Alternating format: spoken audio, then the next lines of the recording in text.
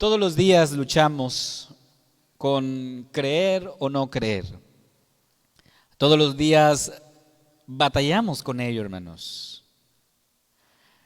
La palabra del Señor se ha anunciado desde mucho tiempo. Han pasado generaciones tras generaciones. Algunos han creído en la palabra, otros se han negado a creer en la palabra.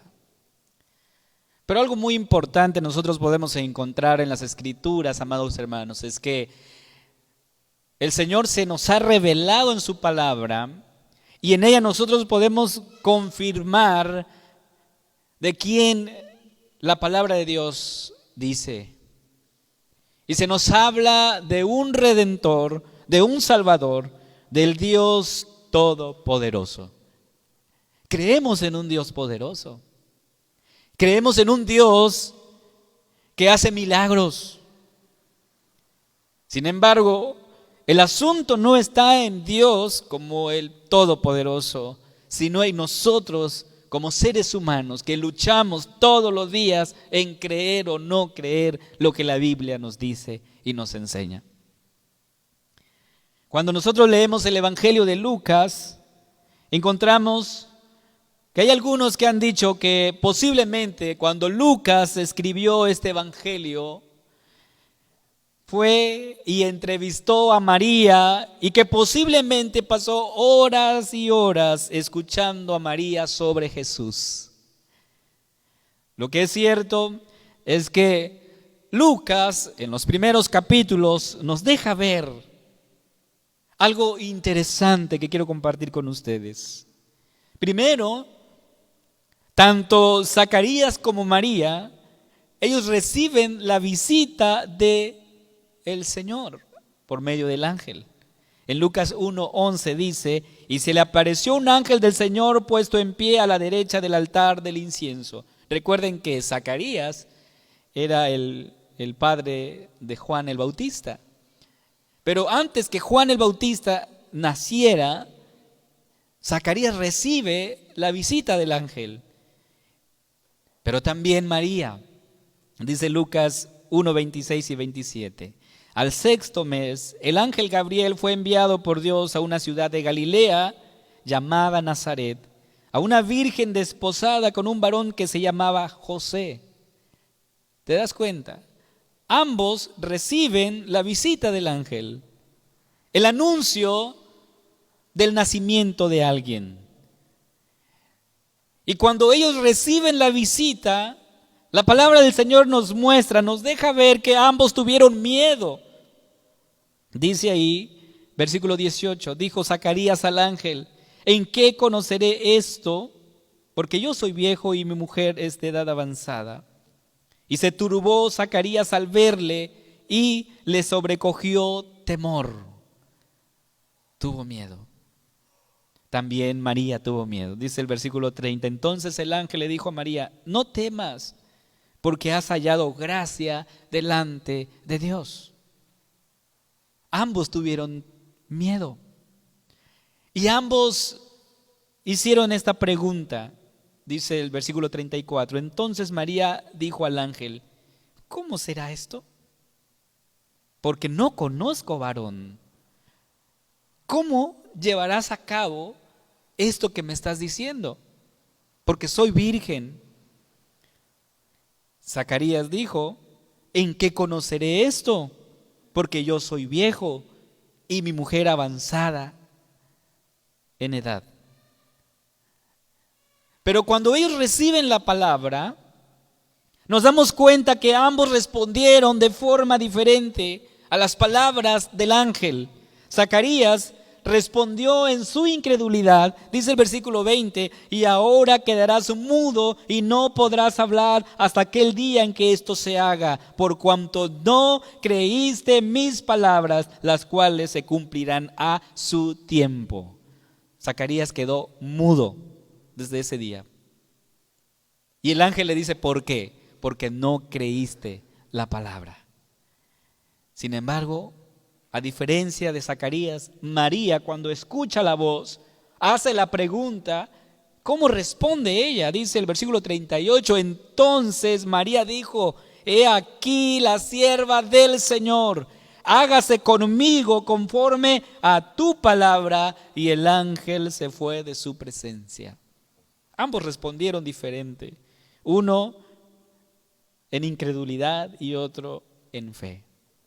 Cada vez que escuchamos la palabra del Señor, somos confrontados con ello.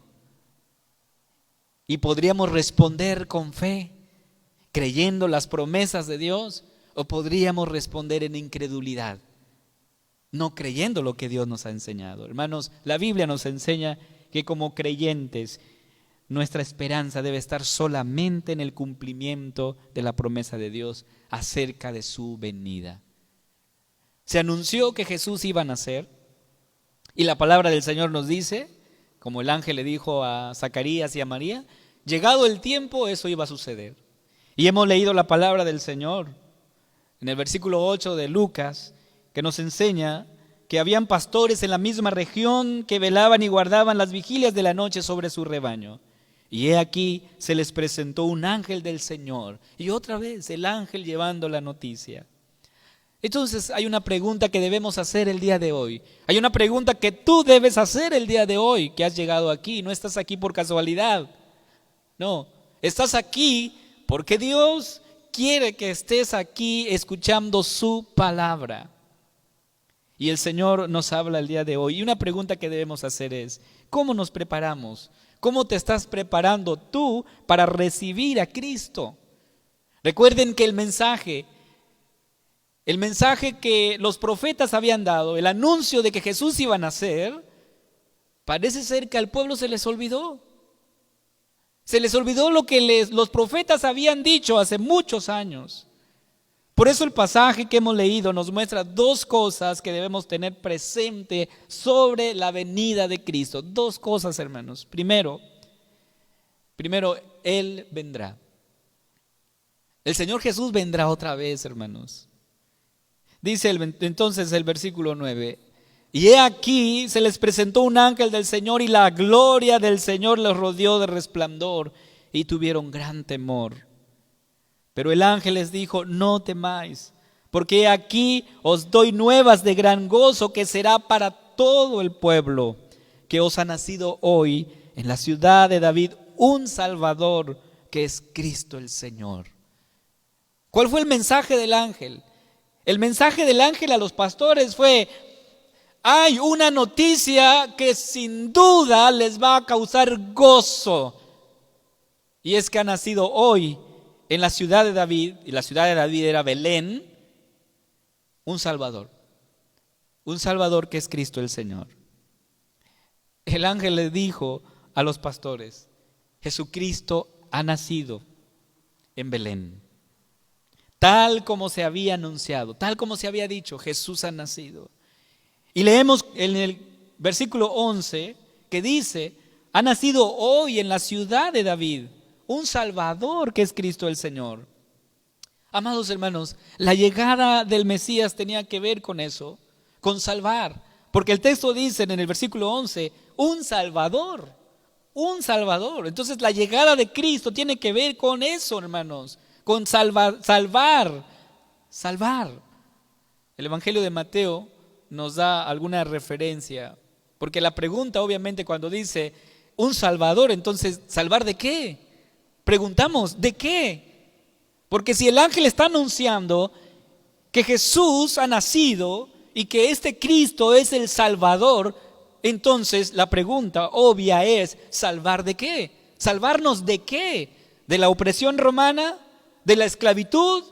¿A qué se refiere el texto? Y entonces Mateo en el versículo 21 dice, y dará a luz un hijo, y llamará su nombre Jesús, porque él salvará ¿a quién? A su pueblo de sus pecados. Mateo hace el énfasis en eso, salvar al pueblo de sus pecados. Mateo nos dice entonces que Jesús viene a salvar.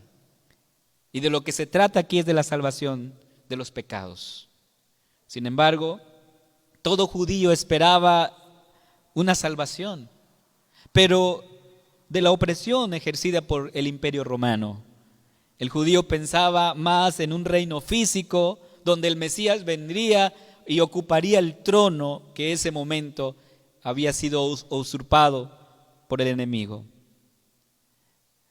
Eso es lo que un judío pensaba. Sin embargo, el reino de Dios no puede situarse, hermanos, de forma geográfica, pues el reino de Dios trasciende los tiempos y las edades.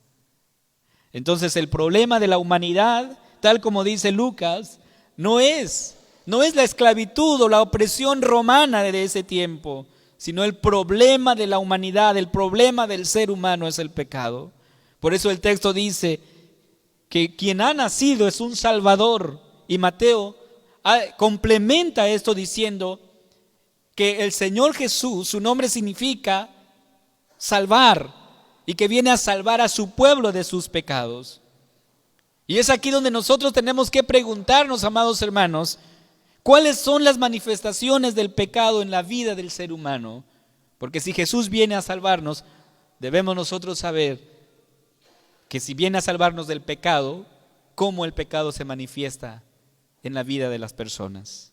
Dice Romanos 7, 19 al 25. Porque no hago el bien que quiero, sino el mal que no quiero, eso hago. Y si hago lo que no quiero, ya no lo hago yo, sino el pecado que mora en mí. Así que queriendo yo hacer el bien, hallo esta ley, que el mal está en mí. Porque según el hombre interior me deleito en la ley de Dios, pero veo otra ley en mis miembros, que se rebela contra la ley de mi mente, y que me lleva cautivo a la ley del pecado que está en mis miembros. Miserable de mí, ¿quién me librará de este cuerpo de muerte? Gracias doy a Dios por Jesucristo, Señor nuestro. Así que yo mismo con la mente sirvo a la ley de Dios, mas con la carne a la ley del pecado. Si te das cuenta, el apóstol está convencido de la fuerza del pecado y de cómo el pecado salpica todo aquello que hacemos. Sin embargo, también enfatiza, puntualiza la necesidad de nuestro Redentor, Cristo Jesús. La realidad del ser humano sin Cristo es una realidad triste y caótica, pues todos los hombres, todos, sin excepción alguna, son culpables, corruptos y están perdidos sin ninguna esperanza. El hombre, debido a su pecado, ha caído a un estado completamente oscuro. Ha perdido toda capacidad para querer algún bien espiritual que acompañe a su salvación. A menos que Cristo los redima y les otorgue la gracia del nuevo nacimiento, la persona seguirá muerta en sus delitos y pecados. Porque la paga del pecado, dice el apóstol Pablo, es muerte, hermanos. Mas la dádiva de Dios es vida. El regalo de Dios es vida eterna. Y eso fue lo que se anunció por parte de los ángeles, la llegada del Mesías, del Salvador prometido. Y debo detenerme aquí para que juntos analicemos lo que dice la palabra. Porque la llegada de Jesús, el anuncio del nacimiento del Señor, no todos esperaban eso, algunos nada más. Y los que esperaban la llegada del Mesías fueron inundados de gozo, de alegría, al ver que al fin la promesa se cumplía.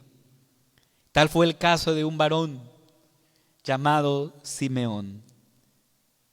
Dice Lucas 2, 25 al 32. Y he aquí había en Jerusalén un hombre llamado Simeón, y este hombre justo y piadoso esperaba, dice, vean lo que dice el texto. ¿Qué hacía Simeón? Esperaba la consolación de Israel, y el Espíritu Santo estaba sobre él. Y le había sido revelado por el Espíritu Santo que no vería la muerte antes de que viese al ungido del Señor. Y movido por el Espíritu vino al templo, y cuando los padres del niño Jesús lo trajeron al templo para hacer por él conforme al rito de la ley, Él le tomó en sus brazos y bendijo a Dios diciendo: ahora, Señor, despide a tu siervo en paz, conforme a tu palabra. Porque han visto mis ojos tu salvación, la cual has preparado en presencia de todos los pueblos, luz para revelación a los gentiles y gloria de tu pueblo Israel. Razón tenía el ángel al decir que era una noticia que causaría gran gozo. Primero, para aquellos que esperaban la llegada del Mesías. Y segundo, sin duda para nosotros también es gran gozo. Porque sabes, como hemos dicho, el Señor Jesús vendrá. Él vendrá otra vez. Y ese día, hermanos, cuando ese día llegue, será de gran gozo. Será de gran alegría cuando ese día suceda. Les aseguro que será el día más feliz de nuestras vidas. Porque los que estamos aquí, en alguna ocasión hemos escuchado que Jesús nació, pero también hemos escuchado que Jesús vendrá otra vez. Él volverá. Por lo tanto, hermanos, el anuncio del nacimiento de Jesús causó gran gozo para los que esperaban su llegada. Y el pasaje que hemos leído nos muestra dos cosas que debemos tener presente sobre la venida de Cristo. Primero, la seguridad, hermanos, de que Él vendrá otra vez. Y yo te pregunto, ¿tú crees? ¿Crees que Jesús volverá otra vez? Amén. Él va a volver otra vez, hermanos. Él volverá. Volverá por su iglesia, volverá por sus hijos, volverá por aquellos que están esperando su regreso. ¿Tú estás esperando el regreso de Cristo? Miren, hermanos, por lo tanto es importante hacer algo. Tenemos que prestar atención a las señales. Cuando se anunció que Jesús vendría por medio de los profetas, hubo señales, hermanos, por medio de los profetas. Que el nacimiento sería en Belén, así lo anunciaron los profetas. Que iba a ser por medio de ¿quién? De una virgen. Así fue anunciada por los profetas. Entonces, si te das cuenta, hubieron señales, indicaciones de cómo se iba a llevar a cabo. Y cuando nosotros leemos el versículo 12, el ángel le dice a los pastores, dice, esto servirá de señal. Esto es lo que les va a ayudar a ustedes a identificar que es el Cristo. ¿Cómo va a ser esto? Dice, hallaréis al niño envuelto en pañales, acostado en un pesebre. ¿Te das cuenta de las indicaciones precisas? Lo que el ángel le dice. Ustedes van a encontrar al niño envuelto en pañales, acostado en un pesebre. Específicamente el ángel le dice. Presta atención a eso. La llegada del Mesías fue acompañada de señales. El ángel mismo le dice. Dios cumple su palabra, hermanos. Dios cumple su palabra. Así lo hemos visto. Lo hemos visto en el pasado y sin duda lo veremos en el futuro. Mateo 24, versículos 6 y 8 dice, acerca de las señales que acompañarán al regreso de Cristo. Porque si hubieron señales que acompañaron al primer adviento, su primera llegada, cuando Jesús nació en Belén de Judea, hubo señales. La palabra del Señor también nos está diciendo que en la segunda venida habrán señales antes de que Cristo venga. Y dice Mateo 24, versículos 6 al 8, y oiréis de guerras y rumores de guerras. Mirad que no os turbéis, porque es necesario que todo esto acontezca, pero aún no es el fin. Porque se levantarán nación contra nación y reino contra reino. Y habrá pestes y hambres y terremotos en diferentes lugares. Y todo esto será principio de dolores. hermanos, estos principios de dolores y estos sonidos de guerras son anuncios de que el Señor está pronto a venir. ¿Ha escuchado los sonidos de guerra? Lo hemos estado escuchando, hermanos. Por eso en Adviento celebramos la venida de Cristo. Jesús vino a nacer en un humilde pesebre, en esa pequeña ciudad de Belén. Sin embargo, también en Adviento celebramos y esperamos su segunda venida, el cual habrá de suceder pronto. Y la palabra del Señor una vez más nos recuerda lo siguiente. Mateo 25:1, 25:13 dice: velad pues porque no sabéis el día ni la hora en que el Hijo del Hombre ha de venir. ¿Te das cuenta? Un llamado a velar, porque no sabemos cuándo el Señor vendrá, hermanos. ¿Cuándo va a venir? Yo no lo sé. Lo que sí sé y estoy seguro es que Él va a volver. Él vendrá por su iglesia, hermanos. Sin duda, este acontecimiento causará también gran gozo, porque aquello que hemos escuchado de Cristo al fin se hará realidad, pues le veremos cara a cara. Y sabes, eso será de gran gozo. Sin embargo, también es necesario enfatizar algo. Será de gran tristeza para aquellos que no creen. Para los que no creen en la venida de Cristo, para quienes no esperan la llegada de Cristo, será el día más triste, será el día más negro, más infeliz de sus vidas. Pero para aquellos que esperan su venida, ese día, hermanos, será el día más feliz de nuestras vidas, porque veremos a Cristo cara a cara. La palabra del Señor nos dice lo que va a suceder en ese tiempo. Dice Pablo en su carta a los Corintios, 2 Corintios 5:10, porque es necesario que todos nosotros comparezcamos ante el tribunal de Cristo, para que cada uno reciba según lo que haya hecho mientras estaba en el cuerpo, sea bueno o sea malo. Un día, y nadie puede postergar esta cita. Un día estaremos frente al tribunal de Cristo, tú y yo.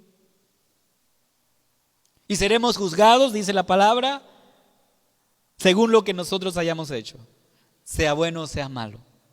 Vamos a ser juzgados.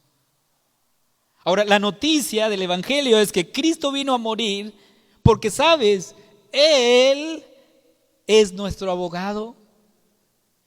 Y cuando estemos frente a ese tribunal, Él nos habrá de representar.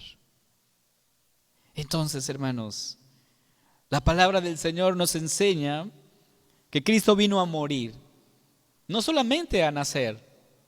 Él nació en un pesebre, sí, pero también vino a morir. ¿A morir por qué, hermanos? Vino a morir porque era necesario que Él muriera. ¿Y para qué? Vino a morir por nuestros pecados. Por eso dice el Evangelio de Mateo, vino a salvar al pueblo de sus pecados. Entonces, cuando los pastores escucharon el mensaje del ángel, Lucas nos cuenta que inmediatamente se dijeron uno al otro: pasemos pues hasta Belén y veamos esto que ha sucedido y que el Señor nos ha manifestado. Cuando ellos escucharon el mensaje del ángel, inmediatamente dijeron: vamos a ver eso que nos han dicho. Eso nos indica algo, hermanos. Ellos creyeron la palabra del Señor. Estos pastores creyeron y prestaron atención a las indicaciones de las señales que el ángel le había dicho. Y hoy somos nosotros llamados también, hermanos, a esperar el regreso del Señor y a prestar atención a esas señales que nos han dicho. Por eso el Señor Jesús le dijo a sus discípulos: de la higuera aprended la parábola. Aprended la parábola de la higuera. Cuando ya su rama está tierna y brotan las hojas, sabéis que el verano está cerca. Así también vosotros, cuando veáis todas estas cosas, conoced que está cerca a las puertas. Hermanos, y entonces es ahí cuando se hará realidad esto que venimos diciendo. Dice Juan en Apocalipsis: y no habrá más maldición, y el trono de Dios y del Cordero estará en ella, y sus siervos les servirán, y verán su rostro, y su nombre estará en sus frentes. No habrá allí más noche, y no tienen necesidad de luz de lámpara, ni de luz del sol, porque Dios el Señor los iluminará, y reinarán por los siglos de los siglos. Hermanos, lo importante, lo trascendente aún está por venir. Ese día será el día más hermoso. Dice la palabra del Señor que todas las lágrimas que tú has llorado hoy, ese día serán enjugadas. El Señor se ha comprometido. El Señor ha prometido que enjugará tus lágrimas, secará tus lágrimas. ¿Sabes? Hay noticias que no causan gozo. Hay noticias que no son agradables, hermanos. Hay noticias que nos han hecho llorar muchas veces. Cuando tomamos el teléfono o cuando abrimos el sobre y vemos que esas noticias no son agradables, causan en nosotros tristeza y dolor y angustia y temor. Y sabes, la promesa del Señor es que un día, va a llegar ese día en que el Señor habrá de consolarnos. El Señor mismo se ha comprometido a enjugar esas lágrimas que tú has derramado hasta el día de hoy. El Señor mismo se ha comprometido en que el dolor y la muerte ya no existirán más. Porque las primeras cosas pasaron, hermanos, y todas serán hechas nuevas. Así es que la esperanza de que Cristo vendrá es una esperanza segura, y eso causará gozo. Aunque en el presente suframos, aunque en el presente pasemos dolor o angustia, tenemos la certeza, hermanos, la seguridad que un día esto que hemos estado hablando será realidad. Ese día dejaremos de sufrir. Es la promesa del Señor. Ese día jamás volverás a llorar.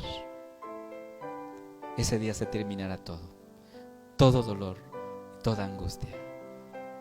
Porque ese día se cumplirá lo que la palabra del Señor nos dice, que estaremos con Cristo, estaremos con Él. Y viviremos eternamente en ese lugar que Él ha preparado para todos nosotros. ¿Cuántos esperan su venida? Amén. Vamos a orar. Padre, gracias te damos, porque ciertamente las noticias presentes no causan gozo, no causan alegría. Pero la noticia, Señor, de que tú volverás otra vez, de que tú vendrás otra vez por tu amada iglesia, sin duda causa gozo y causa alegría. Porque mientras estamos en este mundo, tendremos aflicciones, tendremos dolores.